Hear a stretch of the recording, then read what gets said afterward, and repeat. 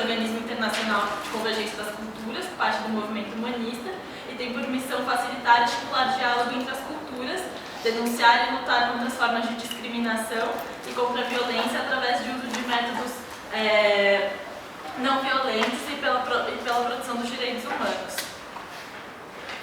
A mesa tem como objetivo hoje, um pouco o debate que a gente quer traçar aqui todos juntos, é visibilizar as experiências e as conquistas, lutas e dificuldades e visões da sobreconstrução e acesso a políticas públicas para as mulheres imigrantes. Então, cada palestrante tem 10 minutos de exposição, e aí depois, ao final, a gente abre para as perguntas, então eu peço para que cada um vá se inscrevendo para fazer as perguntas ao final das exposições. Então, eu passo agora a palavra, em primeiro lugar, para o Guilherme. Guilherme ele é assessor da Secretaria Municipal de Direitos Humanos e Cidadania de São Paulo e trabalha junto à coordenação de políticas para imigrantes na Prefeitura. Obrigado. Bom dia a todas e todos. Eu estou substituindo a Camila, que é a coordenadora, né? Eu sou coordenadora adjunta. E ela não pôde vir hoje, e a Giovana insistiu para que fosse eu e não uma das assessoras da coordenação, só para contextualizar um pouco. A gente está lá eu estou lá desde 2013, né, quando a coordenação foi criada. Ela fica dentro da Secretaria de Direitos Humanos e Cidadania da Prefeitura. E é a primeira coordenação, né, daqui da gestão municipal e até então de outras gestões municipais ou estaduais no país, que trata só com a população de imigrantes e refugiados na cidade de São Paulo. Eu vou ser bem breve, assim, porque eu acho que é mais interessante ir respondendo e falando durante os debates. A nossa gestão, a nossa coordenação, ela começou sem um plano, sem uma diretriz, sem uma estratégia definida para seguir, justamente porque não haviam estruturas semelhantes e legislação que regesse o nosso trabalho no nível municipal. No Brasil, a competência sobre as migrações é exclusiva do governo federal, ainda que ele se omita, na maior parte das vezes, com relação à questão principalmente de ações de integração local da população imigrante. Integração falando de acesso à educação, saúde, assistência, basicamente os direitos e serviços que o Brasil já tem, que a legislação já abre o acesso aos imigrantes, mas que no nível local esses direitos não são, na maior parte das vezes, respeitados. Então, até hoje, apesar de São Paulo receber imigrantes há séculos, até hoje a cidade é muito pouco preparada para receber essa população. Existe muito preconceito, existe muito racismo, muita xenofobia contra imigrantes dos mais diversos espaços, muita resistência, né, que eles possam acessar os direitos no Brasil, que só aumenta em contextos de crise, onde parece que, enfim, o sistema público ele já está sobrecarregado e não pode assumir maiores responsabilidades. Sempre, com esse discurso, sempre se esquece, evidentemente, que os imigrantes efetivamente pagam impostos e contribuem já de todas as formas para a manutenção desses próprios sistemas. E a Constituição garante que eles tenham acesso a eles. Então, um pouco do nosso trabalho é destravar essas dificuldades, fazer cumprir a lei. Né? Só que, além disso, a gente também tem a incumbência, o desafio de criar políticas específicas para a população imigrante na cidade. Porque a gente entende que existem necessidades que não são exatamente, né, ou seja, vou dar um exemplo, você vai tratar de saúde, a gente sempre usa a questão, também é sempre trazida pela UARGS, com a questão obstétrica e da violência obstétrica, certo? Ou seja, a violência obstétrica é uma realidade, né, no Brasil, mas ela afeta de uma forma diferente e particular mulheres imigrantes bolivianas, por exemplo, né, que é sempre um assunto que surge bastante, ou seja, como tratar a especificidade desse público nos equipamentos de saúde da cidade de São Paulo. Né? E aí tem todo o debate, assim, a gente precisa de E aí é justamente esse tipo de coisa que eu quero deixar para o debate depois, que eu também quero aprender bastante sobre qual seriam os melhores caminhos. A gente precisa então de um equipamento específico, por exemplo, a gente precisa capacitar e organizar equipamentos de referência para lidar com essa questão. Como tratar a questão, as especificidades das mulheres imigrantes. E aí, né, parece uma categoria, quando você fala, parece uma categoria já bastante homogênea, mas o que a gente tem verificado na prática é que imigrantes do Paraguai ou do Peru têm necessidades ou trazem questões diferentes de mulheres senegalesas ou congolesas ou mulheres chinesas e coreanas. Né? Cada vez que você conversa com um profissional de saúde sobre isso, cada um vai trazer uma questão diferente relacionada a cada uma dessas comunidades.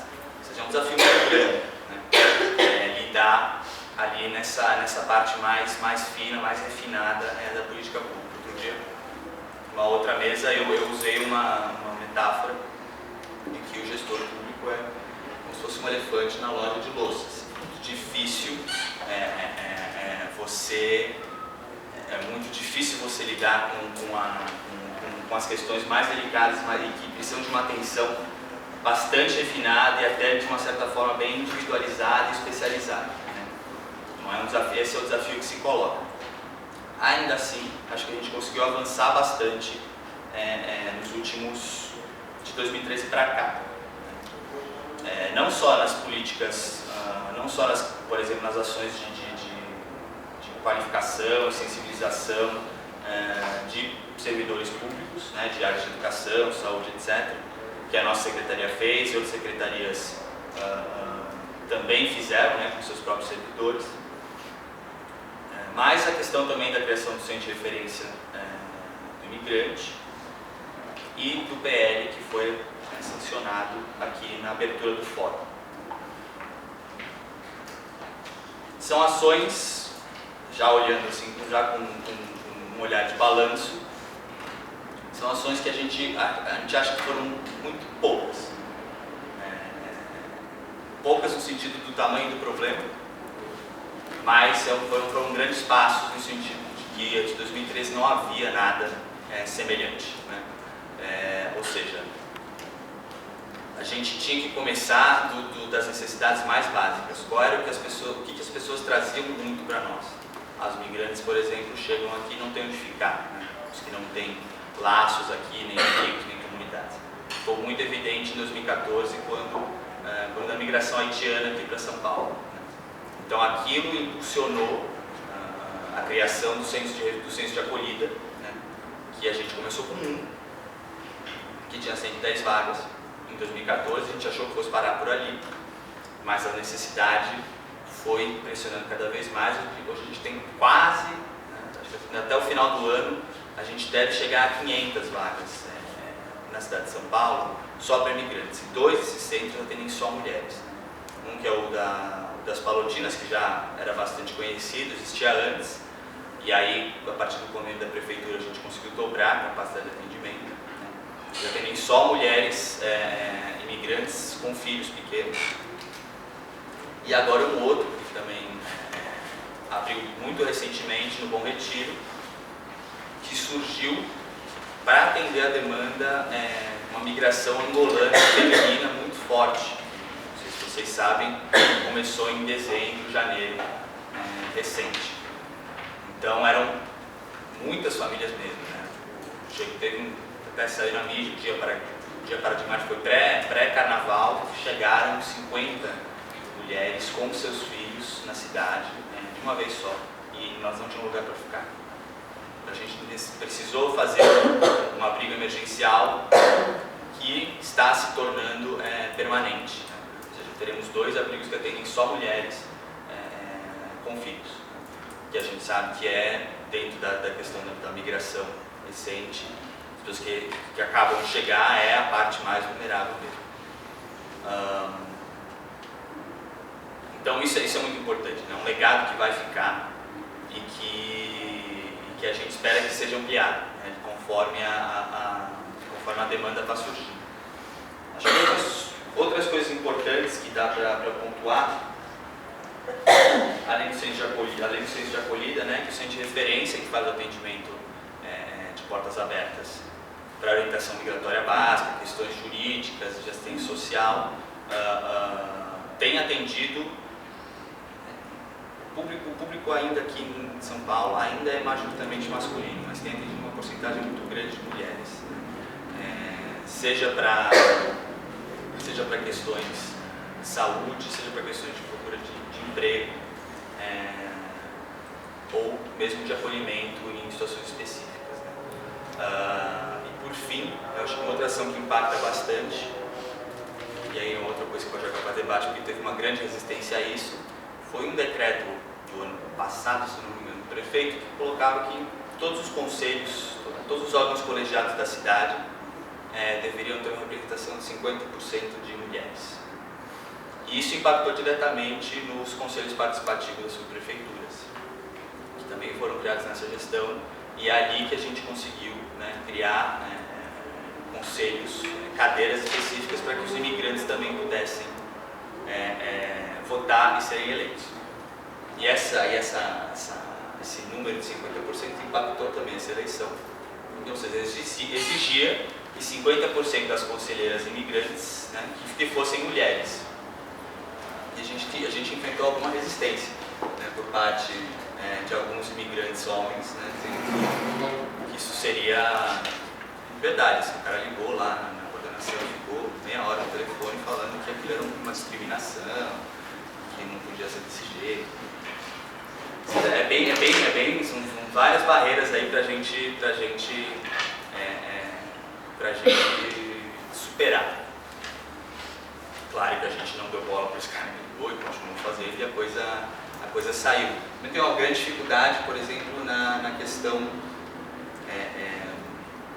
das candidaturas, né?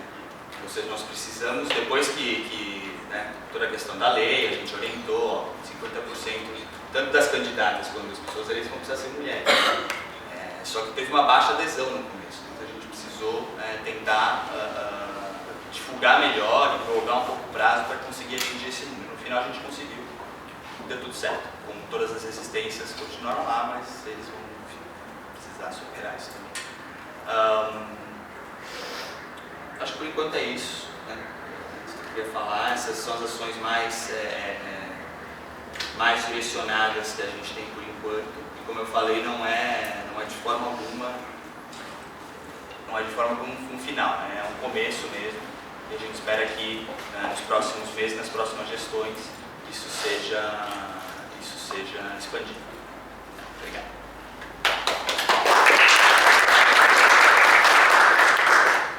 Muito obrigada, Guilherme, pela sua fala. Eu passo agora a palavra para a vereadora Juliana Cardoso. Por conta de compromissos, ela terá que sair um pouquinho mais cedo hoje, mas a vereadora, ela é vereadora da cidade de São Paulo pelo Partido dos Trabalhadores e atua na luta pelo direito das mulheres e direitos humanos. Muito bem. Obrigado.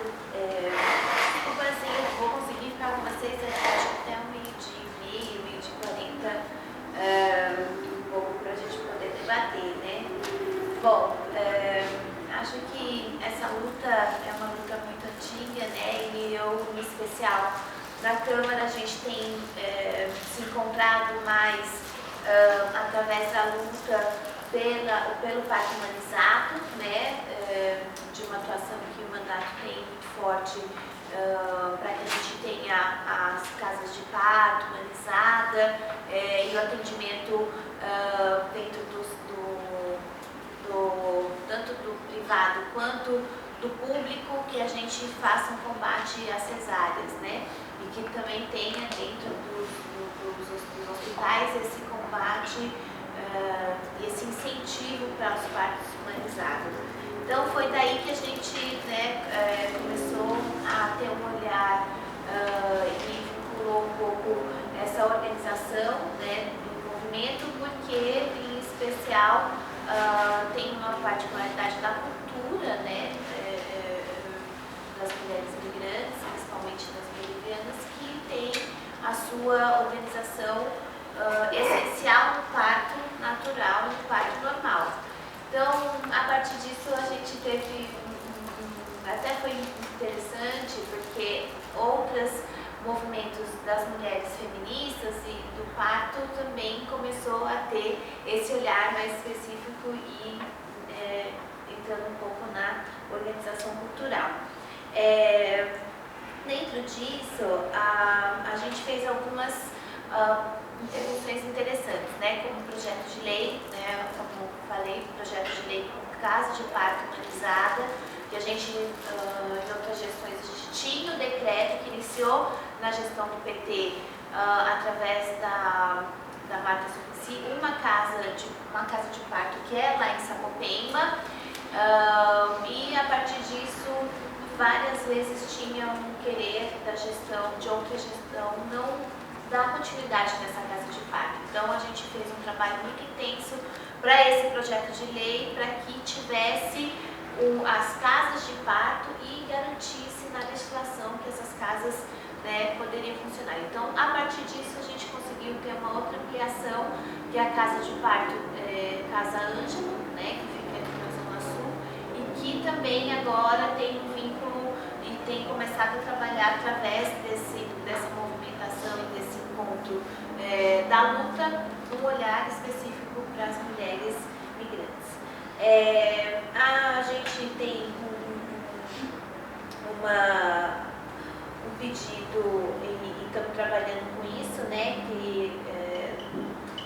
sobre as UBSs, que a gente sabe que tem hoje, tanto na unidade básica de saúde, quanto dentro dos programas da prefeitura, a gente tem um enfrentamento muito real na saúde, né, e as mulheres muitas vezes têm que brigar pelo direito a ter o parto humanizado, e não só as mulheres brasileiras, mas principalmente mulheres imigrantes. Tem mulheres, inclusive, que saem daqui, não têm o parto aqui, que tem condição de sair do Brasil para poder ter o seu parto para depois voltar, porque é muito forte. Então, a gente tem começado a dialogar na área da saúde, na Secretaria de Saúde, os enfrentamentos reais, né, e diretrizes que a gente possa ajudar a passar por essa situação, porque não é só a questão do parto, mas tem uma questão cultural que tem que ser respeitada, das mulheres indígenas também. Você vê que nas aldeias é estadual, mas teve todo um enfrentamento para que as mulheres indígenas tivessem um entendimento de que o parto delas é um parto especial na cultura delas. Então, dentro disso, a gente tem a compreensão que precisa ser preparada a rede de saúde para que também tenha várias línguas, né, para que possa receber essa mulher com a humanização, com o parto, né, humano, porque isso também a gente sabe o quanto tem uma dificuldade das línguas e as unidades básicas dos hospitais não levam isso em conta. E principalmente que não tenha a necessidade específica do endereço, né? Porque a gente enfrenta hoje, e não é só na questão dos migrantes, né? A gente tem enfrentado algumas situações recentemente que tem acontecido. Essa noite, por exemplo, 2 meninos foram acolhidos pelo Conselho Tutelar numa situação de violência e que o Conselho não conseguiu pegar as documentações, mas os meninos estavam completamente machucados e precisavam do atendimento, e a unidade o pronto-socorro não queria receber, o médico não queria atender. Então a gente vê que hoje, na situação de jovens que são brasileiros, já tem esse enfrentamento. Imagine com as mulheres e os homens também, que também precisam da rede de saúde, que não estão com a documentação ou não tem uma regularidade de endereço. Então isso a gente tem tido entendimento em conjunto com o movimento, né, que são ações que a gente tem que garantir pela legislação através da luta, né, e isso ajuda e respalda muitas vezes as ações do movimento que está ao longo desse tempo trabalhando e militando para que a gente avance. Dentro da prefeitura, eu vejo que hoje a gente ter uma coordenadoria que tem esse início, ter algumas políticas como, né, são muito poucas para aquilo que a gente precisa e necessita, mas isso já ajuda na Liga para que a gente avance e se aproprie desse espaço, porque a apropriação do espaço, a motivação e a mobilização dos espaços que a gente tem, desde ou do Executivo ou do Legislativo, são de fundamental importância para que a gente avance, né? E é através sempre da luta, da organização, né, do movimento. Então, eu acho que fica um pouco mais para a gente poder dar as informações, mas também ter uma troca aqui de energia, experiência, de ouvir também o que nós podemos caminhar mais, né, nessa nossa luta do movimento. Então, estou à disposição, né, para a gente aí ouvir e trabalhar junto e pensar junto em quais ações que a gente pode fazer no decorrer desse período enquanto está no Legislativo e eu acho que também no Executivo. É isso. Obrigada.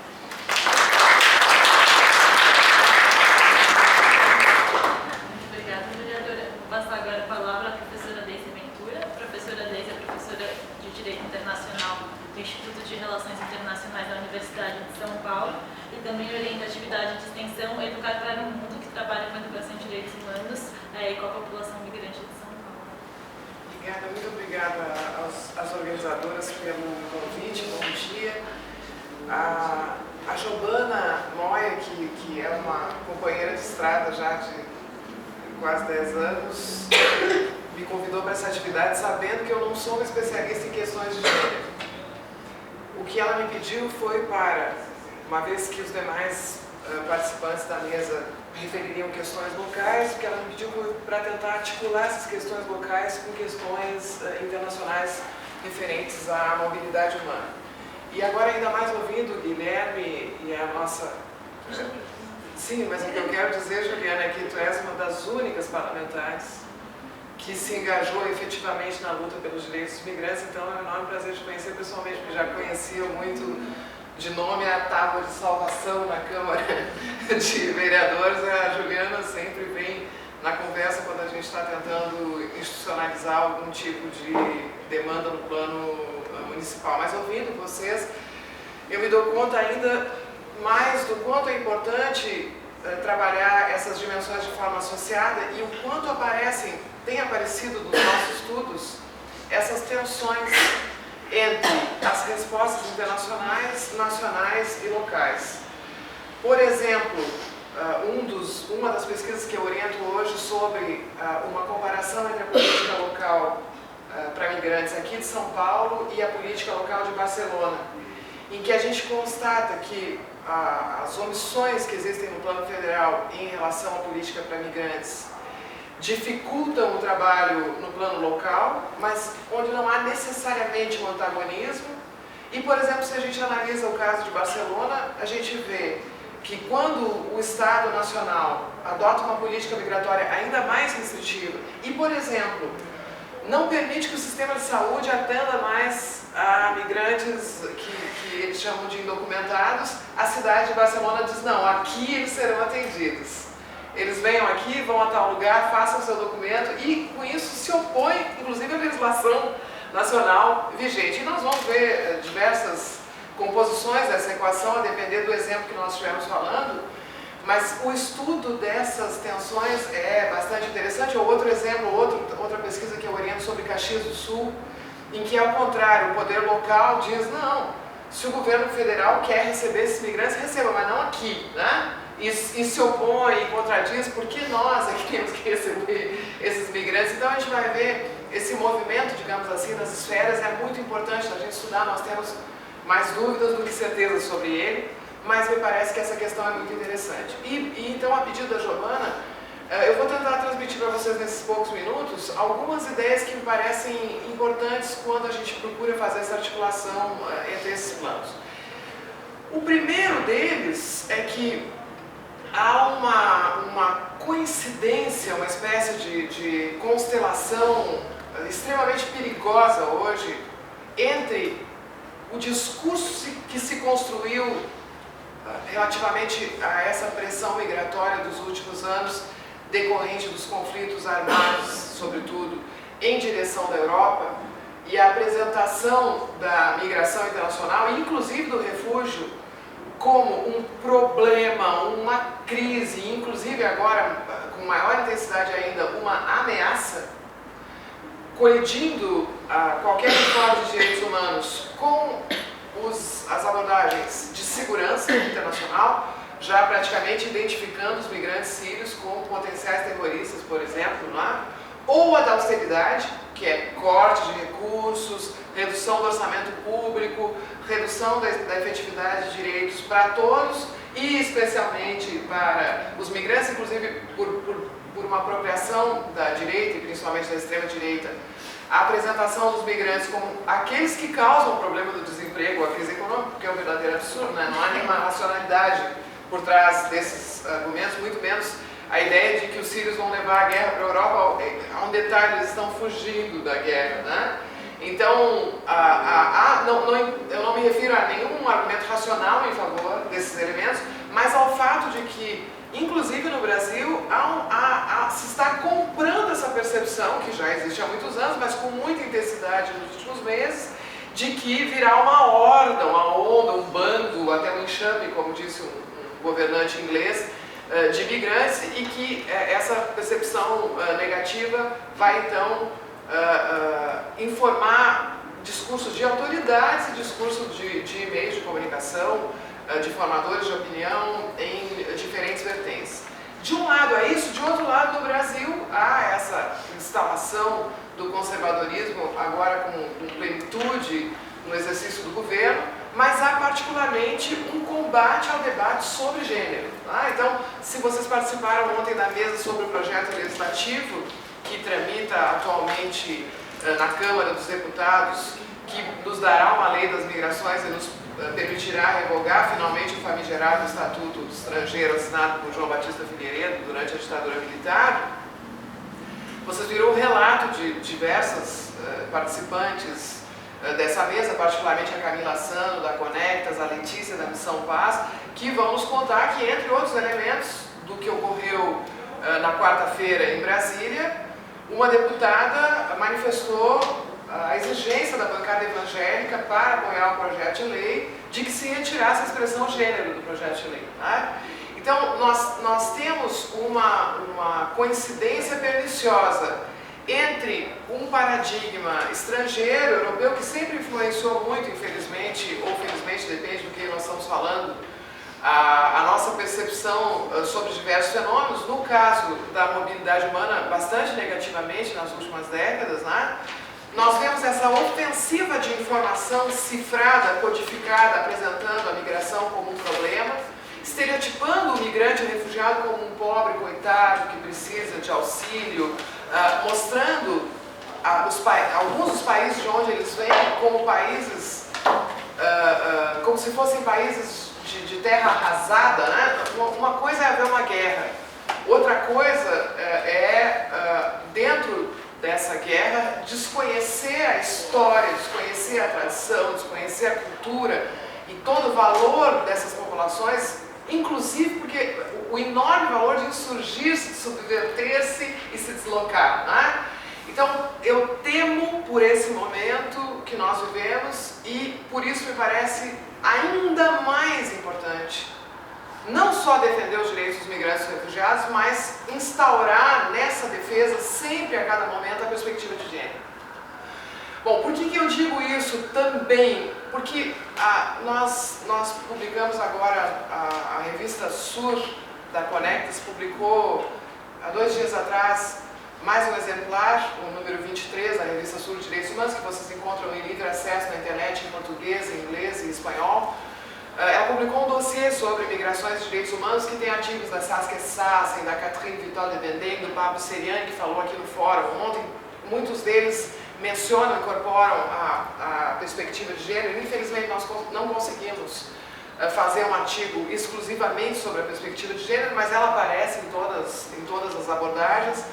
Há também uma série de infográficos que foram feitos pela Natália, mais conhecida como Velma, não me perguntem por quê, que está aqui, que é mestrando do Instituto de Relações Internacionais, que fez parte do que hoje é um coletivo independente, que é o Educar para o Mundo. Depois de anos desse projeto de extensão, hoje a gente tem o projeto Cosmópolis, que é um convênio do Instituto de Relações Internacionais da USP com a Prefeitura Municipal, com a CEPMIG, especificamente para fazer uma pesquisa que, se der tempo, eu quero mencionar também. Mas nesses infográficos feitos pela Velma, o que vai aparecer?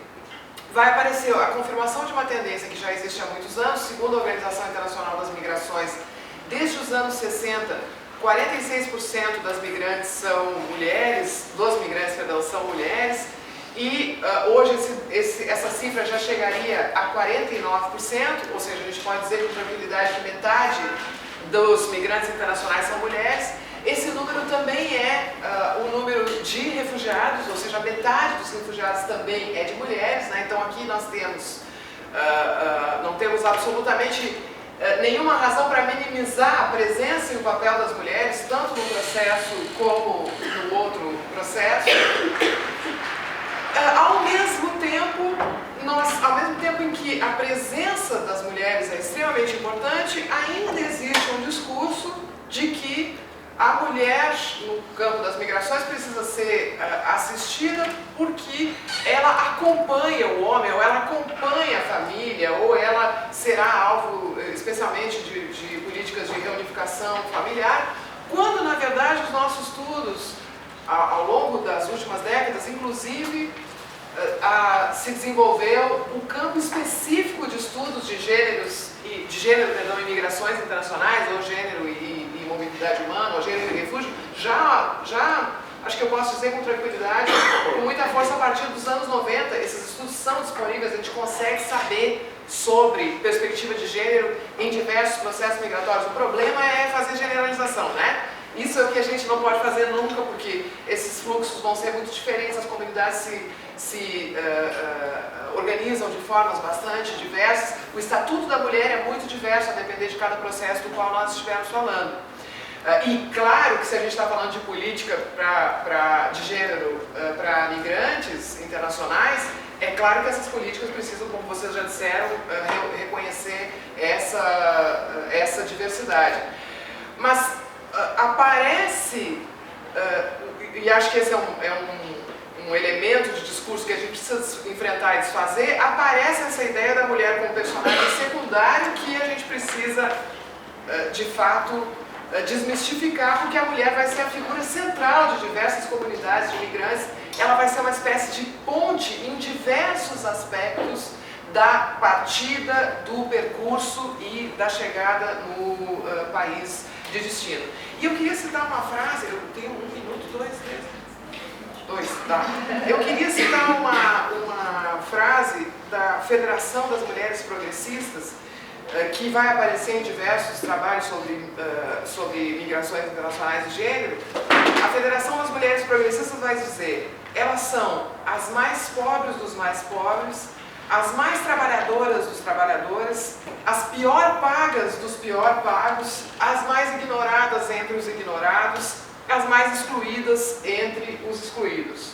Essa é uma frase de luta da frente da Federação das Mulheres Progressistas, mas nós precisamos perguntar se isso corresponde de fato à realidade. Ainda corresponde à realidade, porque, como em cada local, e a partir da resposta a essas interrogações, construir as nossas políticas locais, né? Que obviamente vão ter suas diferenças.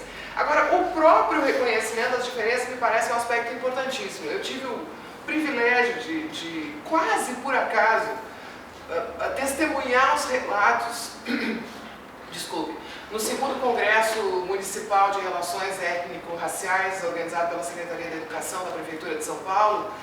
Eu testemunhei os relatos feitos por professores do grupo de estudos sobre relações étnico-raciais aqui em São Paulo, dos projetos que eram desenvolvidos nas escolas no eixo de migrantes, porque a Secretaria trabalha uma política específica de relações étnico-raciais, afro-brasileira, africana, indígena e de imigrantes. E eu fiquei impressionada já com a quantidade de projetos que existe. A gente conhecia alguns, mas hoje eles são muito mais numerosos, né? Alguns deles incorporam a perspectiva de gênero, não todos. Então a gente precisa conseguir, dentro desses projetos que já existem, obviamente, em novos projetos, incorporar a perspectiva de gênero. E agora, a gente já, o projeto Cosmópolis, esse convênio que nós temos entre o IRI e a Prefeitura, já está bastante envolvido com uma pesquisa que é financiada pela Organização Internacional das Migrações, mas realizada pelo Instituto de Políticas Públicas e Direitos Humanos do Mercosul, que vai tentar justamente ajudar a coordenação de políticas para migrantes a elaborar um mapeamento de demandas de políticas locais. A gente vai entrevistar agora quase 200 migrantes nos próximos dias.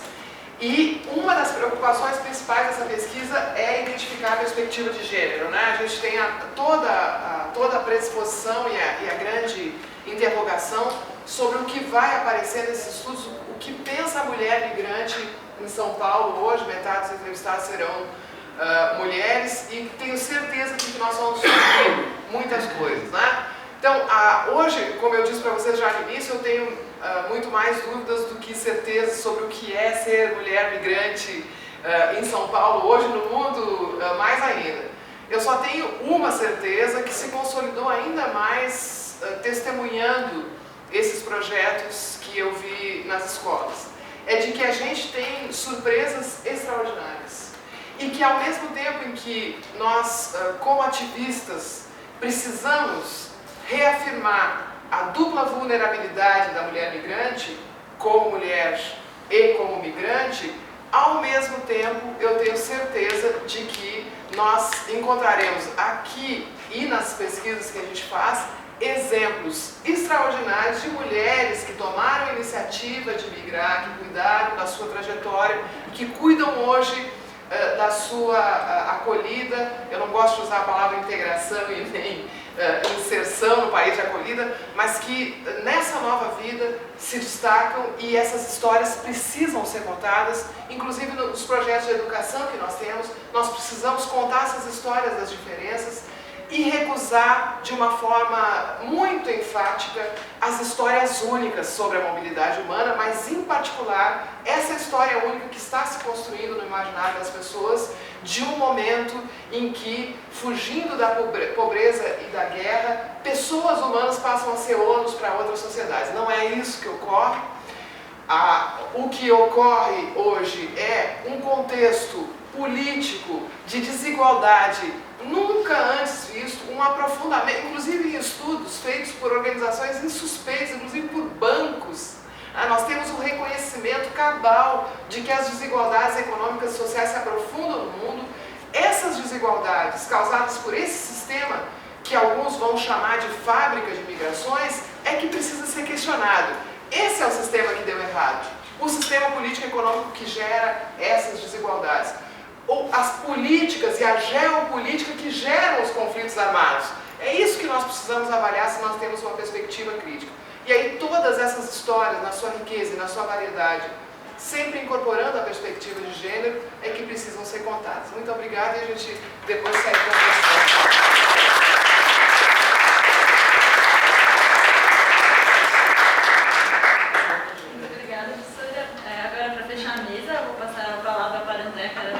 Ela é nascida no Chile e mora no Brasil há 6 anos. Ela é integrante do movimento humanista e ativista por direitos dos imigrantes, e é uma das membros e fundadora da entidade de base Warnes. Para começar, escrevi uma coisa porque eu não sou boa para improvisar. Eu gostaria de agradecer aos convidados por participar da nossa mesa. E também eu vou falar um pouco da minha experiência ou da perspectiva minha e da Warnes. Não vou falar por todas as imigrantes. Migrar é sempre uma decisão difícil. Decidimos deixar nossa terra natal sós ou com nossas famílias por diferentes motivos.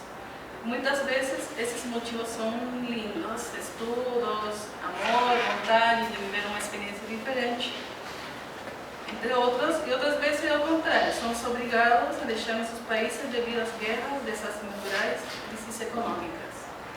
Quando chegamos no Brasil, nos é revelado que não temos direitos políticos, não podemos votar nem ser votados, não podemos nos manifestar, nem fazer parte de partidos políticos ou organizações sindicais. Isso nos torna sujeitos vulneráveis, pois nossa opinião não importa e, portanto, somos geralmente considerados uma preocupação secundária, porque não geram votos. E esse é o contexto no qual nos movemos aqui no Brasil. Mas, para não ser injusta, eu devo reconhecer os esforços que têm sido feitos pelo governo municipal na inclusão das nossas discussões que têm sido expostas e debatidas por nós com representatividade e não por outros que falem por nós. Também reconheço e agradeço e agradecemos o esforço da vereadora pelo apoio e a força na inclusão das nossas demandas na melhoria do atendimento ao parto nas mulheres imigrantes da cidade. Agora, falando das mulheres, a migração e o refúgio das mulheres é invisível, ele não existe. A migração e o refúgio já são invisíveis, na verdade, eles não existem, só aparecem na tela da televisão, no jornal da noite. Mas depois disso, as pessoas esquecem e na cidade somos invisíveis. E as mulheres dentro desse contexto somos ainda mais invisíveis e invisibilizadas, pois somos as últimas a regularizar nossa documentação e aprender a língua. Quando um grupo familiar, por exemplo, se privilegia o homem, o filho, que o homem trabalha, o filho tem que ir para a escola, e a mulher fica em casa, às vezes, muito tempo, recluída na comunidade ou na casa sozinha.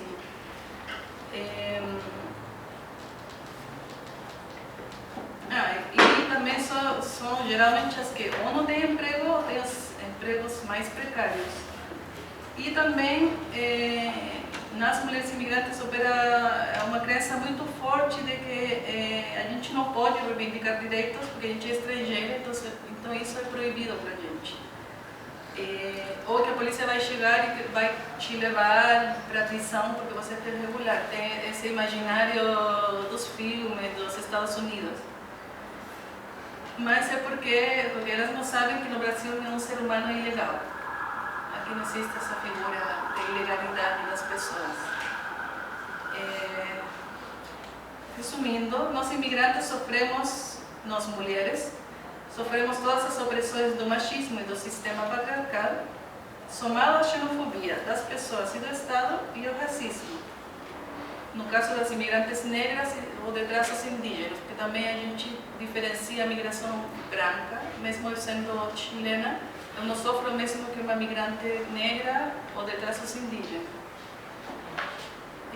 Na Guarnis acreditamos que é necessária e fundamental a participação real das imigrantes na vida cidadã do país. E isso é porque nós aportamos expondo problemáticas que não são visíveis ao cidadão comum e trazemos experiências das diferentes formas de fazer política dos nossos países. E sempre encorajamos as mulheres a participar dos espaços que nos são abertos ou disponibilizados, tais como conferência de imigrantes ou de mulheres, conselhos participativos municipais, como falou o Guilherme, que tem aqui na cidade, e outras instâncias como participação na construção de projetos de lei que beneficiam a comunidade imigrante e, portanto, a comunidade em geral. A gente também acredita que a luta nossa não fica só nos migrantes, o que a gente pode melhorar para os migrantes vai melhorar para todo mundo. Também encorajamos as mulheres a participar de organizações sociais, encorajamos os imigrantes a se organizarem e facilitamos nossa experiência e a experiência de 45 anos do movimento humanista para que elas possam se organizar sem depender de poderes econômicos ou políticos.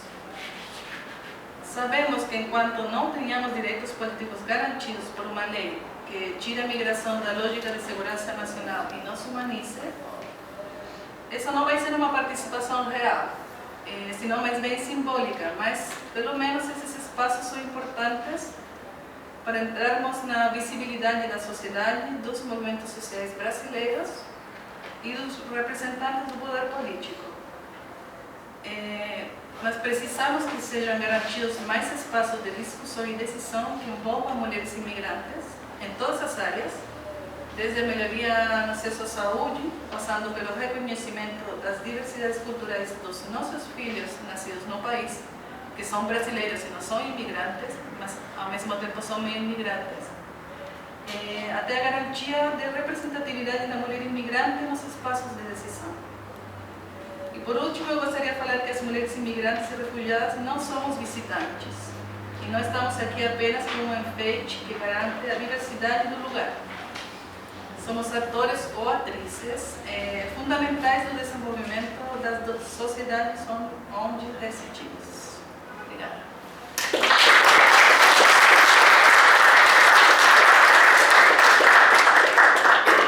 Muito obrigada a todos pelas falas. E agora eu vou abrir o debate e quem tiver perguntas pode se inscrevendo lá através, levantando a mão. Pois não. Hola, mi nombre es Jacqueline. Yo quiero preguntar al panel, Warnis, ¿qué es Warnis? Warnis, la palabra Warnis, ¿qué significa? Mujeres. Mujeres. ¿Y esa palabra Warnis de qué idioma? Porque tenemos diversidad de idiomas, ¿sí? Quechua y aymara. ¿Quechua? Y aymara. ¿Y el quechua y el aymara es un idioma? No, el quechua y el aymara. Son la misma palabra en las dos lenguas. En las dos lenguas. A ver, del panel, ¿alguna es o pertenece o nació en alguna comunidad como esta que maneja el quechua, el aymara? Yo no, pero Giovanna, que es de Guardi, sí. Ella es descendiente de quechua boliviana. No está acá. No, ella no vino ahora porque... Bueno, vengo a la pregunta porque ustedes hablaron mucho de migrantes, en particular acá hablan de protagonismo, participación, experiencias de estas mujeres, ¿no? Como grupos que se han formado en estos foros, participación de hoy en día, como ¿dónde están estas mujeres? Hoy estamos invisibilizándolas acá en este espacio porque decimos queremos la participación, ser protagonistas, actores, pero no las veo yo creo que ellas deberían estar acá Bueno, yo soy inmigrante, participando. Yo estoy hablando por los inmigrantes, pues estamos aquí, hay mujeres inmigrantes. O sea, Sí, no sí, puede ser, no hay representación. no. Yo no digo que los participantes que sean, hablaron mucho de Bolivia, una compañera de ahí habló mucho de las mujeres bolivianas, sus experiencias de ellas, sus vivencias, cómo han cambiado de aquellos entonces cuando vinieron al día de hoy, cómo van avanzando, dónde está, cómo se sienten hoy en día. No sé, me parece que hoy la diversidad, o sea, deberían estar ellos acá, deberían compartirnos estas cosas, la diversidad. ¿Quién construye después estas leyes? ¿Con quiénes las hacen? Nuevas leyes, nuevos actores. Hoy tenemos muchos cambios, en otros países ya están gobernando otros y nos están tratando de mochar, nos están tratando de quitar un brazo, una pierna, nos están prohibiendo hablar, salir, expresarnos, aparte de ser mujeres, hablando de género, andinas, otras migrantes, otras pobres, como lo dicen algunos, somos pobres algunos, ¿no? Bueno, ¿dónde están? Y el idioma, ¿qué idioma aprenden? Acá, por ejemplo, ustedes enseñan, ustedes digo porque la mayoría habla otro idioma, enseñan su idioma a los que vienen. Y los que vienen mantienen esa cultura, siguen con su cultura, su idioma, siguen con sus costumbres, porque si no la estamos invisibilizando, o sea, estamos en lo mismo. Gracias.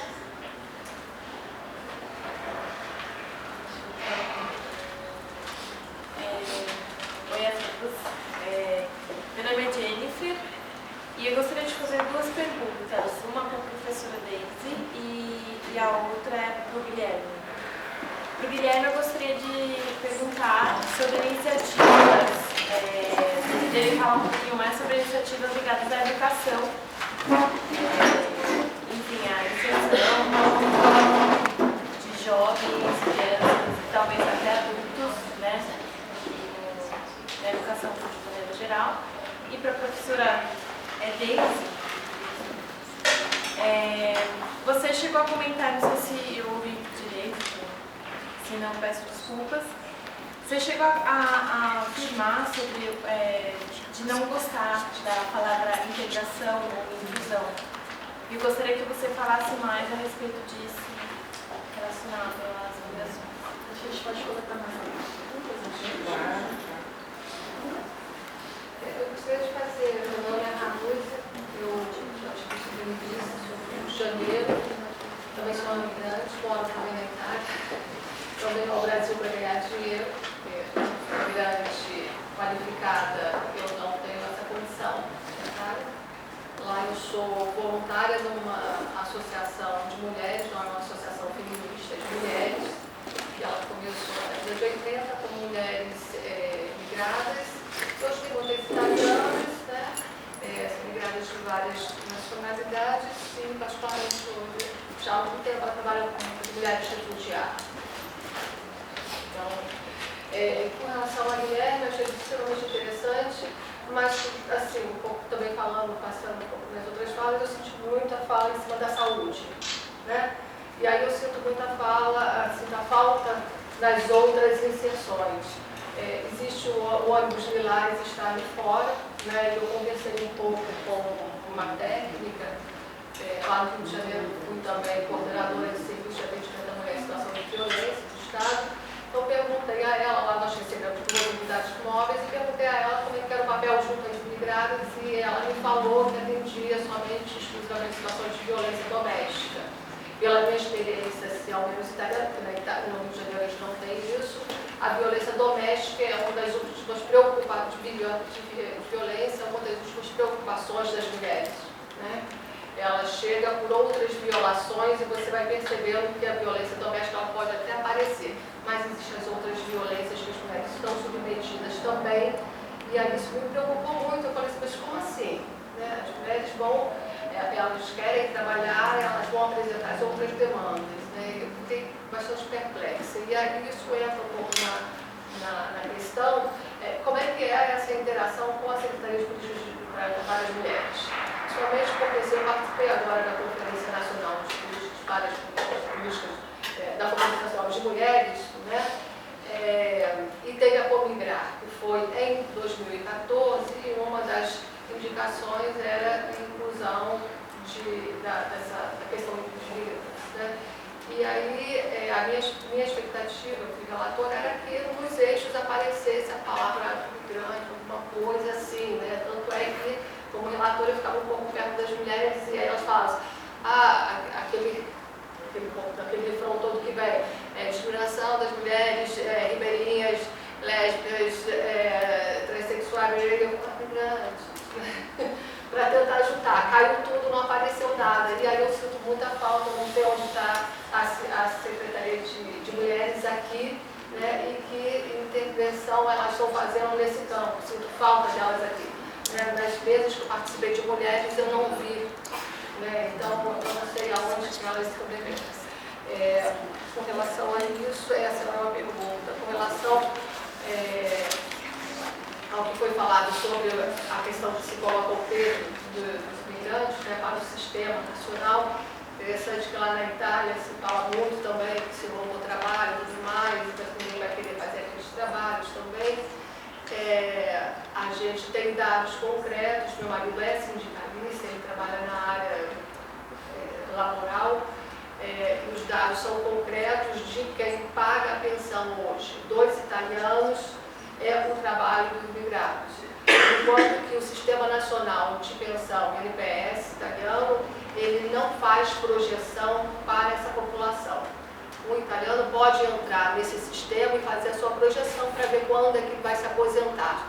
Mas se um não italiano entrar ali, ele não vai ter essa projeção porque não existe possibilidade de aposentadoria para essa pessoa. É uma discussão que tem sido feita bastante, não tão seriamente, né, porque essas pessoas vão ter que se aposentar de fato, mas está se tratando muito a questão emergencial, que é uma suposta crise econômica, mas não é mais uma crise, porque crise é uma coisa temporal. Quando ela se instala, a gente já tem mais de 10 anos, não é uma crise, é uma nova mudança de paradigmas que ainda não foi incorporado e não foi, ainda há um conflito. Né? Era isso.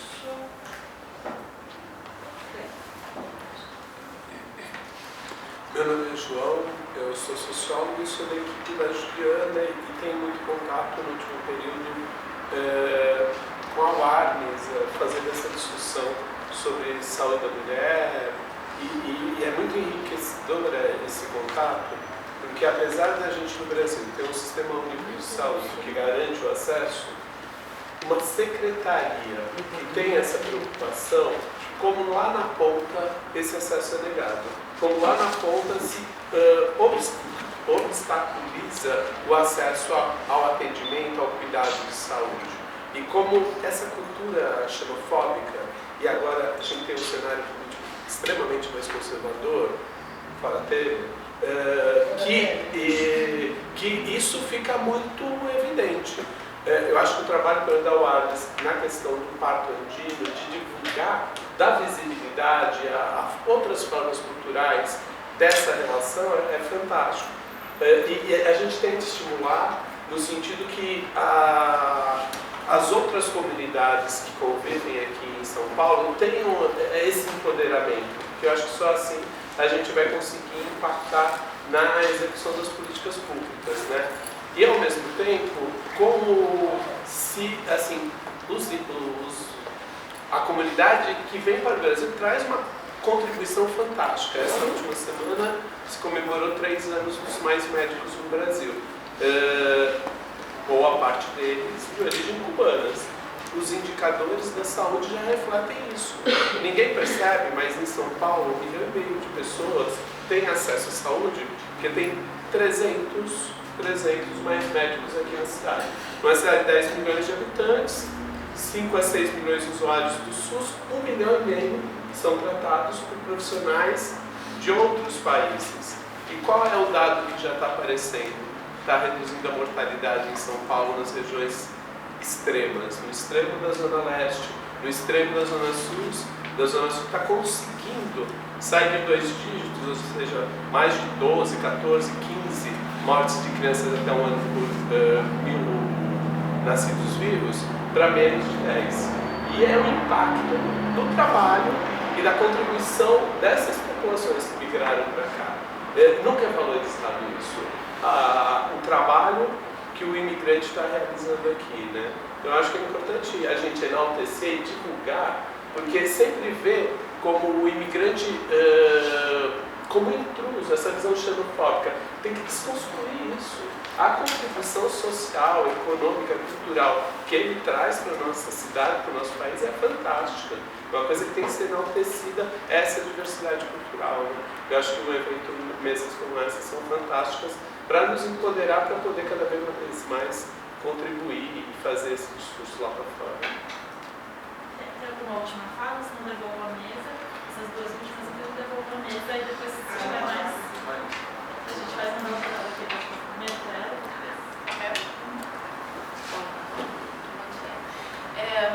Eu não sei, eu estou discordando um pouco da minha fala, porque eu não acho que eu sou argentina, eu morei muitos anos na Espanha, desde 2013 eu moro no Brasil. Mas eu não acho que tem uma xenofobia, assim. Eu acho que a visão do imigrante está muito racializada. Se você vem da Europa, mesmo na Argentina, em algum país, você é muito bem recebido.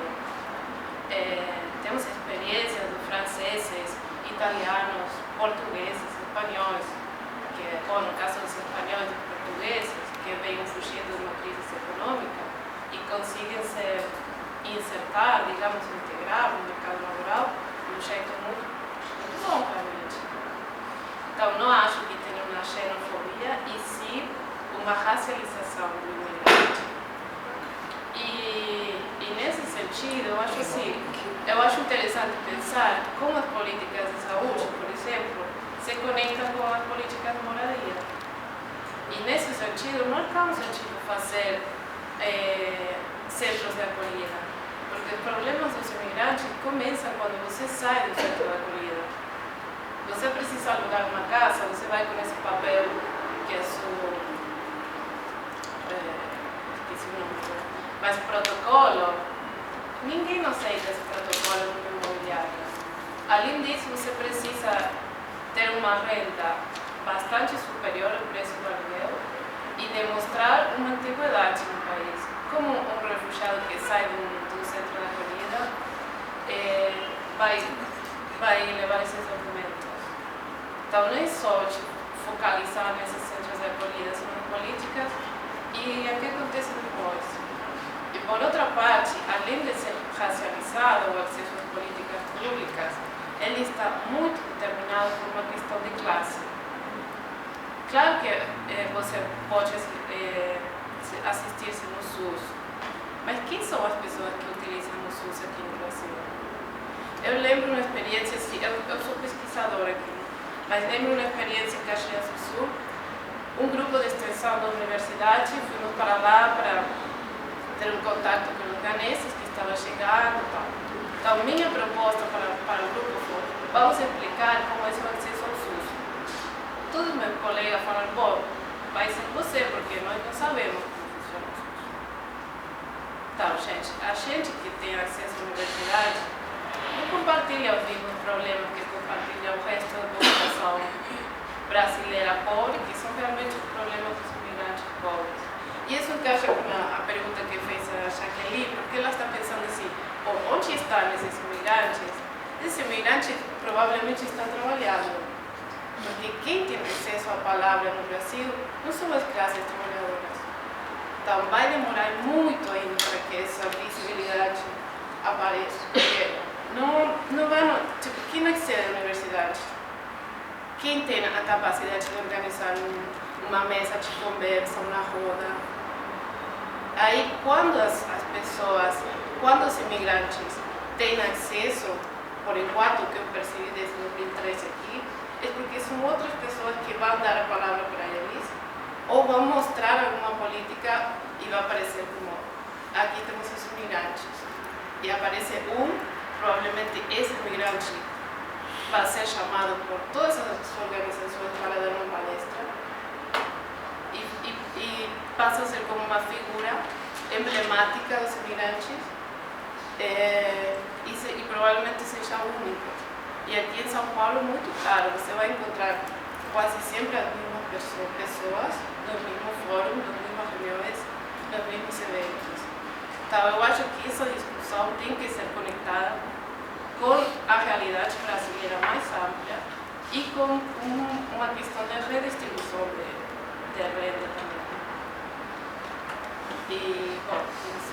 Nós temos mais duas falas aqui, né? Questão do tempo, depois dessas duas falas eu devolvo a palavra a mim. Bom dia, eu sou a Velma, eu sou do coletivo de extensão Educar para o Mundo e eu tenho uma pergunta e 2 comentários.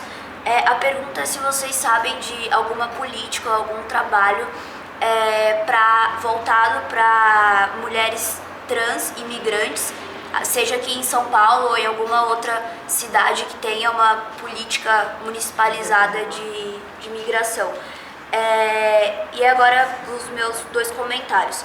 Bom, eu penso que a chegada cada vez mais expressiva de mulheres de diferentes nacionalidades aqui no Brasil deve ensejar uma mudança de atitude nos movimentos feministas, de modo a abarcar essa diversidade que está cada vez maior, porque muitas vezes a gente tem, como a Daisy falou, uma narrativa única, ocidentalizada para ler o que é ser mulher, e que muitas vezes não serve para tratar de mulheres indígenas, por exemplo, ou de mulheres de religião muçulmana.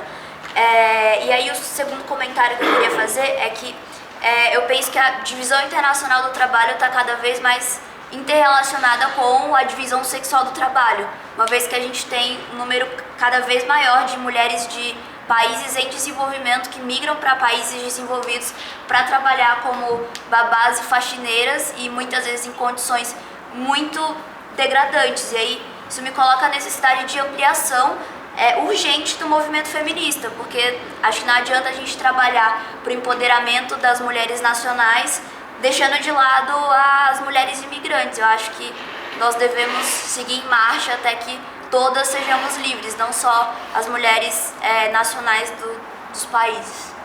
Isso, obrigada. Buenos días, mi nombre es Natividad Obeso, yo soy de una organización de derechos humanos de mujeres migrantes y refugiadas en Argentina.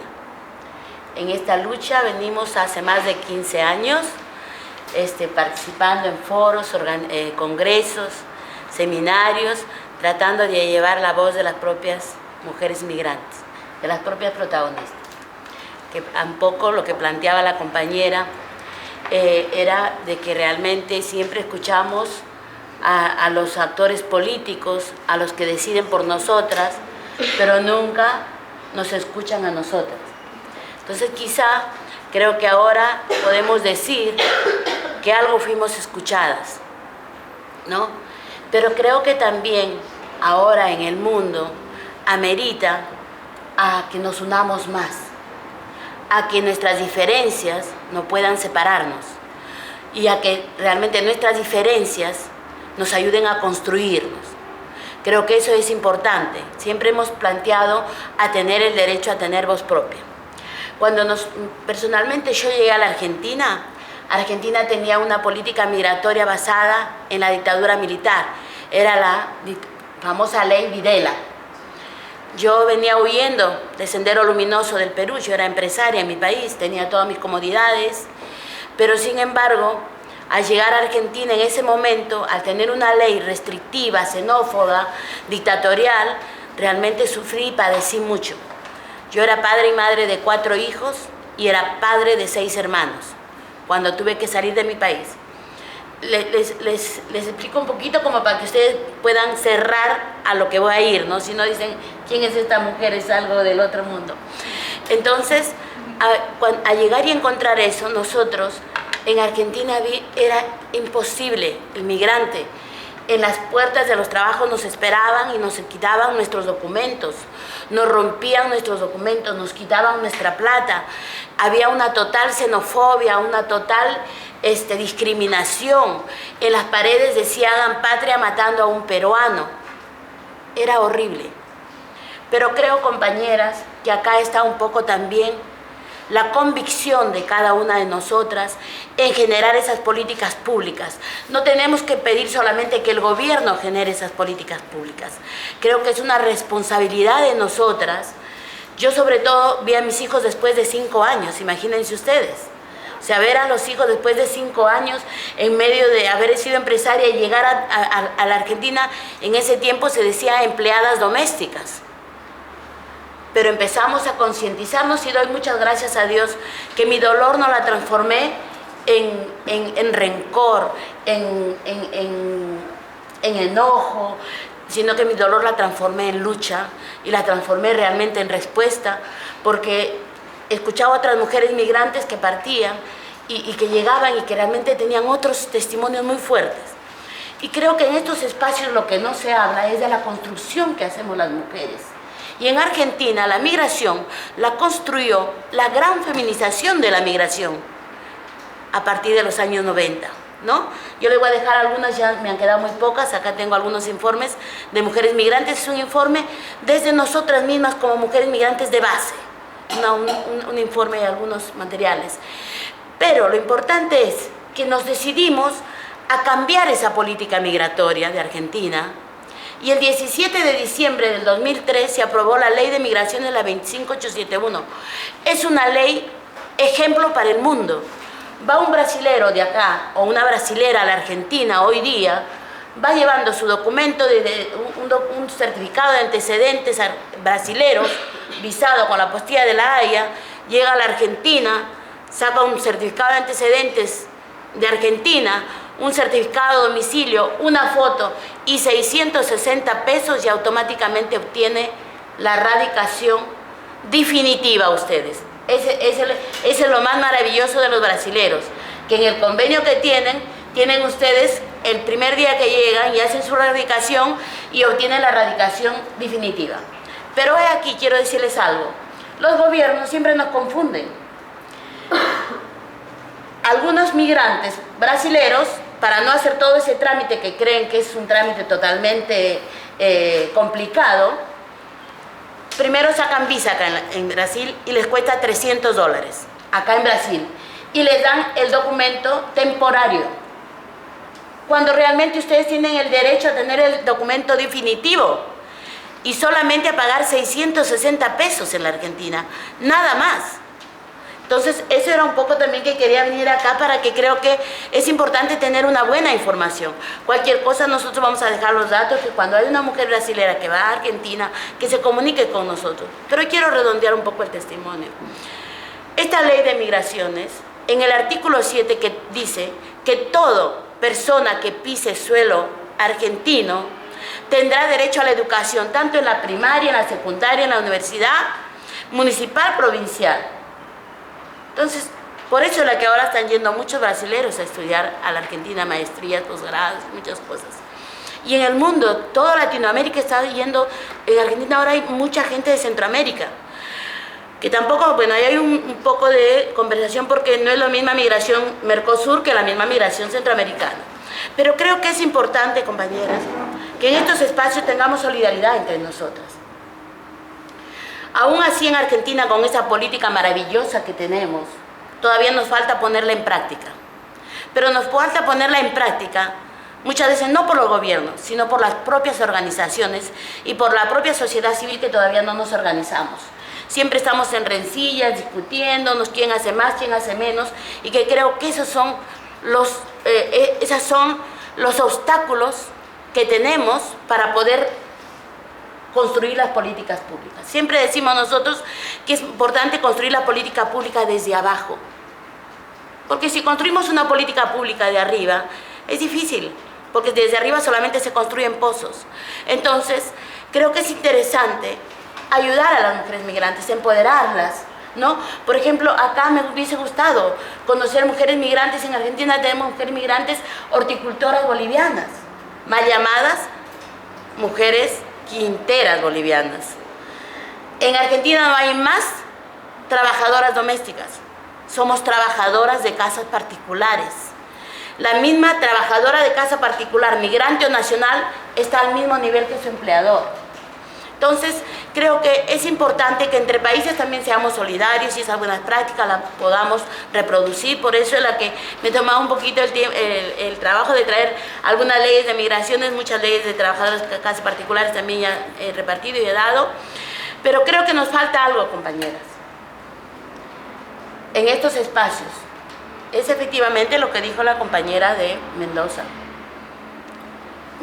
Acá hay muchas mujeres migrantes. Y es importante que deben de estar para que puedan hablar sus testimonios, para que puedan decir, por ejemplo, las mujeres bolivianas hablan el quichua y en ciertos espacios realmente no se les entiende y no hay traductores. Y eso tenemos a una mujer boliviana quichua, Reina Maraz, en Argentina, que fue,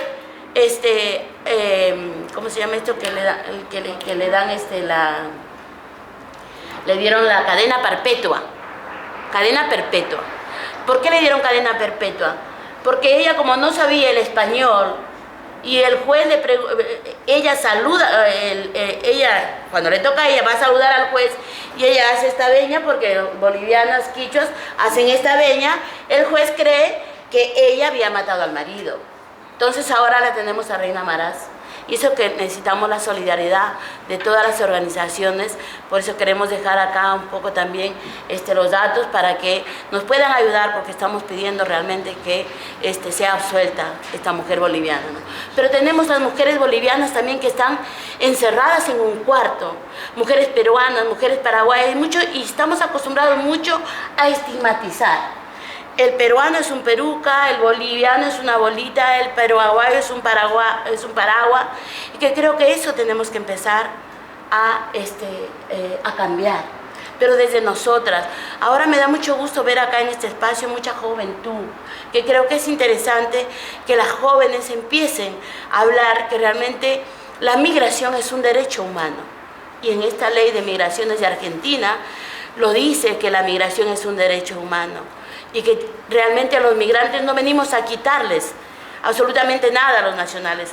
Muchas veces llegamos a hacer lo que los nacionales no lo hacen, pero creo que esta es una construcción que lo vamos a tener que ir dando. No quiero extenderme más, pero creo que es importante que empecemos a construir, ya no caigamos ni tampoco reproduzcamos lo que el sistema produce, porque estamos muy acostumbrados a reproducir. Pero, por ejemplo, si yo sé que la compañera está haciendo algo hermoso en su trabajo en la organización, realmente divulguémoslo. Digamos a otras, demos la información, que creo que eso es importante, ¿no? Todavía siguen, tal vez en algunos países tenemos estas políticas, pero compañeras, en México todos los días mueren migrantes. Todos los días quedan migrantes prácticamente en situación de discapacidad, porque corren a esos trenes realmente para poder salir. Y la gente migra para poder vivir, para poder darle una mejor calidad de vida a su familia, una mejor economía. Yo creo que eso es importante, que realmente empecemos a plantear. Y si que acá hay mujeres migrantes, también es importante que empecemos a hablar, porque muchas veces llegamos a estos espacios solamente a escuchar, y creo que no, empecemos a tener el derecho a tener voz propia. Muchas gracias por escucharme, compañera.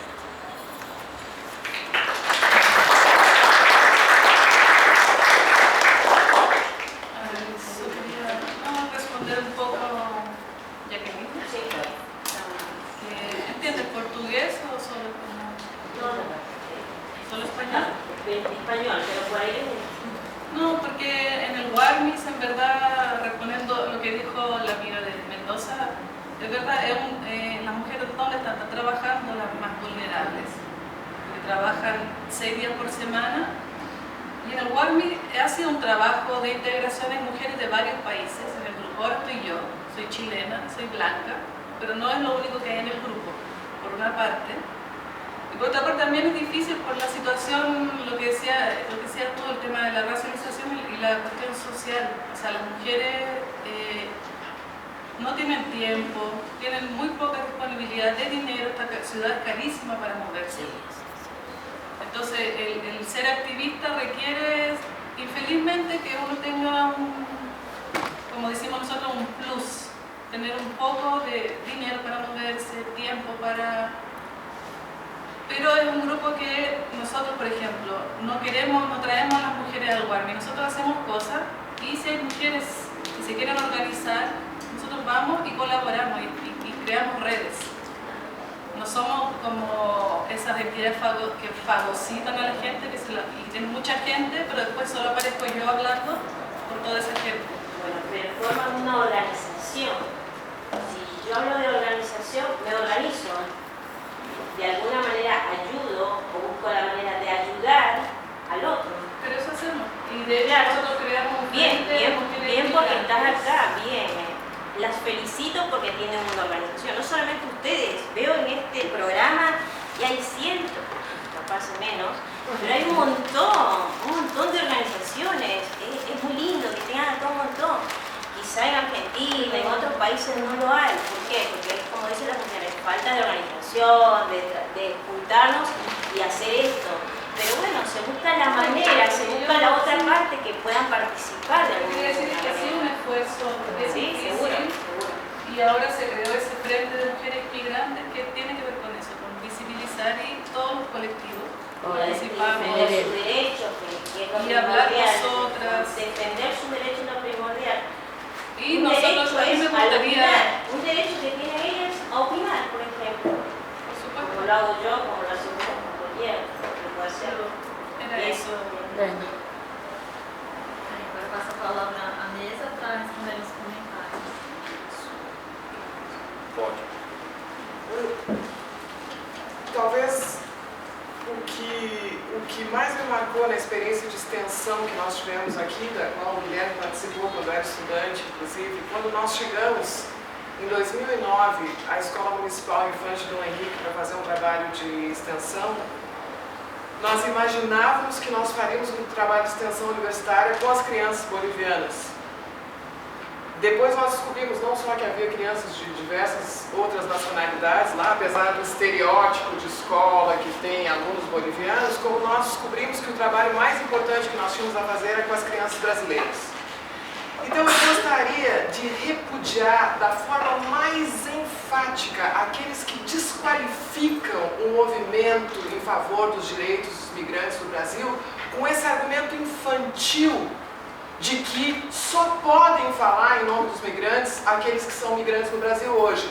Eu morei 7 anos na França, morei 3 anos no Uruguai, fui mulher, migrante e trabalhadora. Eu não preciso contar a minha história para me considerar qualificada a opinar sobre a questão dos migrantes, porque a questão dos migrantes é a questão dos brasileiros e dos migrantes. Não queiram pensar num movimento de migrantes isolado, em que migrantes se reúnem para discutir a questão dos migrantes e não tem pontes com as pessoas, com as lideranças, com os estudiosos, com qualquer pessoa.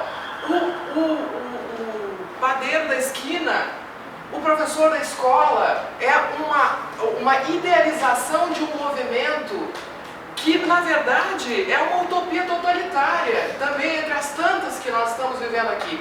Nós precisamos fazer pontes, e eu queria felicitar o Arnes. Se vai discutir política local, chamou a prefeitura aqui, chamou a representante da Câmara de Vereadores, chamou alguém que estuda esse processo, estão aqui, esse foro, assim como tantos outros aqui, desse evento extraordinário que é o Foro Social Mundial das Migrações, ele está aberto à participação de todos. Os migrantes participam, ontem na conferência da qual eu participei, havia um grande número de migrantes na sala. Agora, pensem junto comigo. Vocês vêm de diferentes movimentos. Eu posso lembrar um deles, lá no início da minha vida política, que foi o movimento estudantil. Em poucos meses, eu falava em nome dos estudantes. Passei a ser líder do centro acadêmico, fui até presidente do DCE de uma universidade federal importante do Brasil.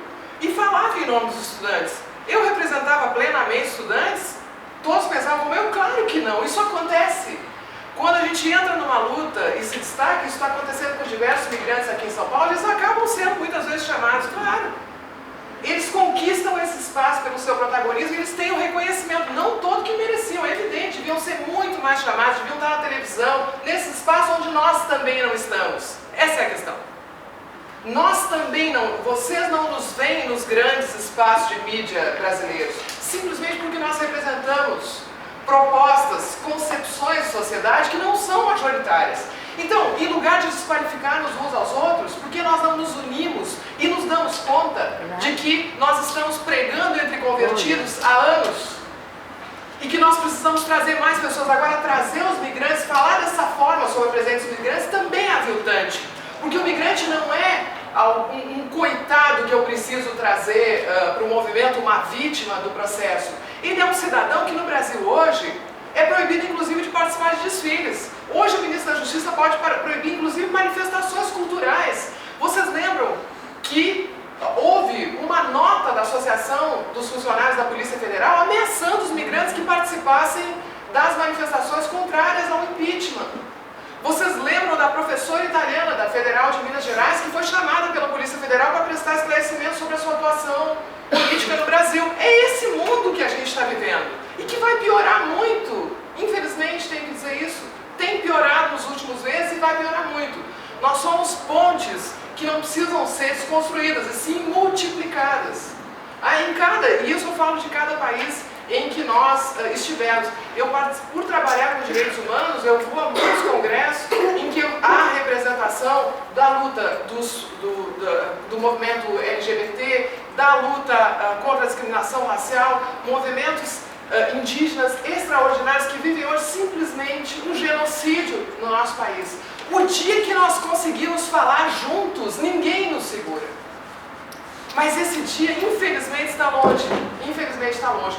Eu acho que o Fórum Social Mundial das Migrações, ele é o lugar da gente pensar juntos melhor como contra-atacar essa onda conservadora que nós vemos ontem, que inclui a mulher, que inclui os migrantes, essa própria luta que se instaura no Brasil pela defesa da perspectiva de gênero, que recém se instaurou, por exemplo, na educação, na saúde, etc. É com isso que a gente precisa estar preocupado. Tá? E eu gostaria também de repudiar com veemência a ideia de que não existe xenofobia no Brasil. Quem conhece as delegacias de polícia, quem conhece o serviço de saúde, quem conhece as escolas, sabe que são negadas matrículas a alunos estrangeiros, sabe que é negado atendimento médico a migrante. Quem acompanhou a cobertura do caso, do primeiro caso suspeito do ebola no Brasil, artigos do pessoal da comunicação importantes publicados, por exemplo, artigo da professora Denise Kogo, analisando as publicações na mídia sobre a migração haitiana no Brasil, um dos 6 principais temas que foi retratado na mídia sobre haitianos no Brasil é o ebola. O que os haitianos têm a ver com o ebola? Não houve nenhum caso de ebola no Haiti, mas os haitianos são pretos. Essa é que é a questão. Existe xenofobia crescente no Brasil, não vamos dourar a pílula. Existe, pode aumentar, nós precisamos responder. Esse é um lugar para a gente estar unido, pensando como melhorar a política pública, aproveitar essas brechas e lutar juntos, entender melhor o que nos acontece, questionar os dados que existem. Claro que ouvir, evidente, não só ouvir, incluir, trazer a participação migrante, o que eu poderia dizer de outra maneira, reconhecer o espaço daqueles que querem participar, não interessa a forma como eu digo, claro, não é que seja importante, é o grande objetivo. Mas pessoas que trabalham muito, pessoas como nós, aliás, que estamos aqui no sábado pela manhã, pessoas que trabalham muito e que tem uma legislação que proíbe a sua atuação política, é fácil trazer as pessoas para essa luta? Não. Então o que a gente faz? A gente tenta derrubar a lei, que é o que nós estamos tentando fazer há anos, e tenta trabalhar juntos. Acho que essa é uma questão fundamental.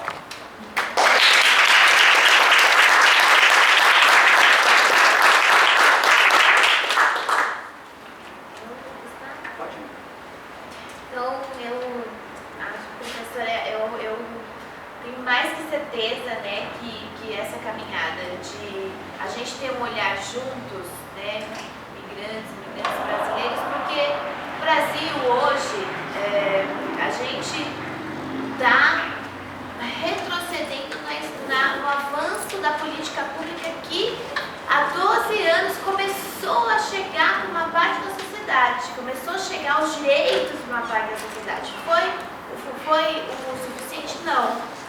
A gente ainda vive num país que é extremamente patriarcal, extremamente machista, homofóbico, e que os espaços aonde uma sociedade que é vulnerável, muito vulnerável, principalmente a periferia, principalmente os pobres, principalmente os negros, ainda passam por diversas dificuldades de preconceito. Imagina o povo migrante.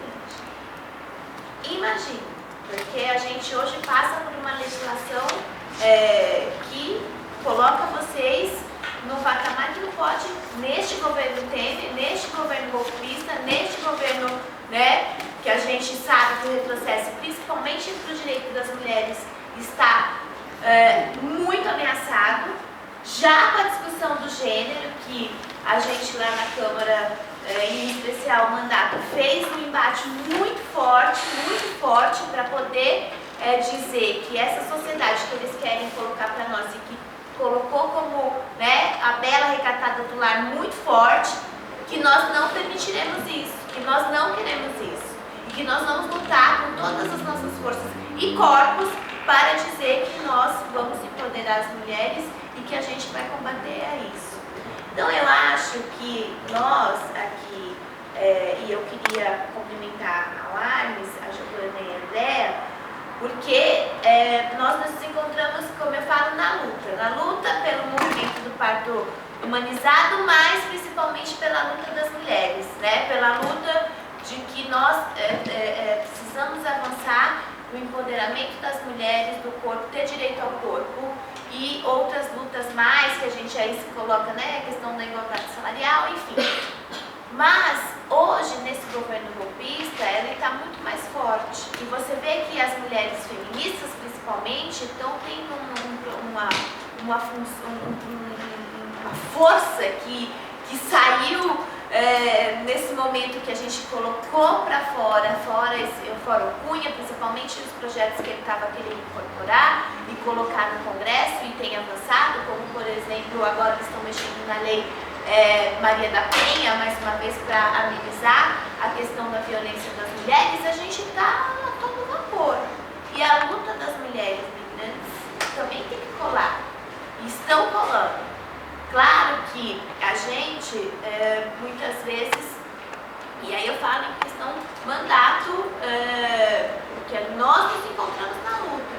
Mas se também não tem um movimento das mulheres que estão lá para poder garantir o direito ou no parlamento ou na rua, a gente não consegue avançar. Então, esse espaço que nós temos aqui de troca de informações e troca de experiências é muito importante. Inclusive, professora, eu fui representar o meu partido, eu sou do Partido dos Trabalhadores, né? E sou da Executiva Nacional e fui representar o partido para denunciar o golpe que está acontecendo no Brasil, na China, onde o Partido Comunista da China fez um seminário muito lindo, um seminário sobre socialismo, né? E estavam todos os partidos comunistas socialistas de esquerda da América Latina.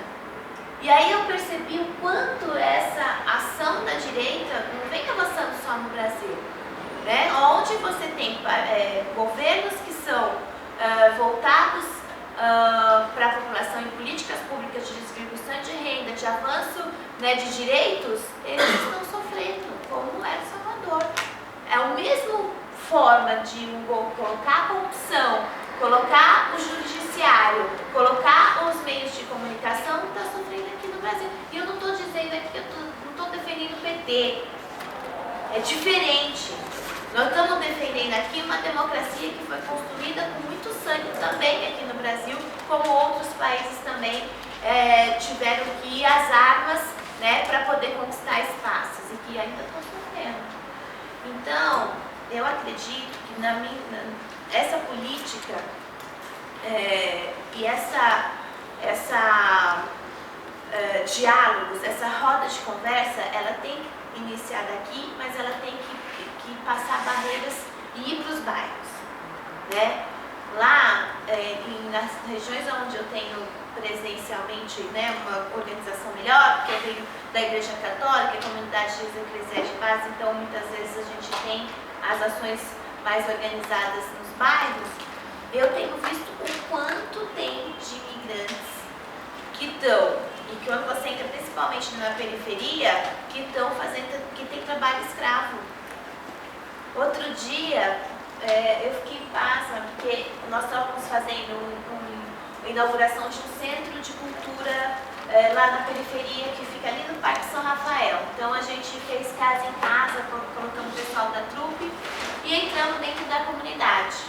Quando a gente está batendo de porta em porta, daqui a pouco abre um lugar que você vê assim, bem na periferia mesmo, que você não imaginava que tinha mulheres bolivianas trabalhando e com os filhos aqui, né, do lado da mãe, e um trabalho, e assim, foi do nada, em plena periferia, e você nitidamente visualizou que ali era um lugar, né, ilegal e que tinha um trabalho escravo.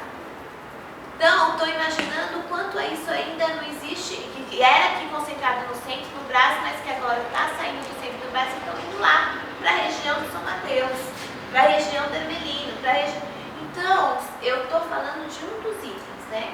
Como a companheira colocou aqui, falando da saúde, falando da questão do trabalho. Tem outros tantos.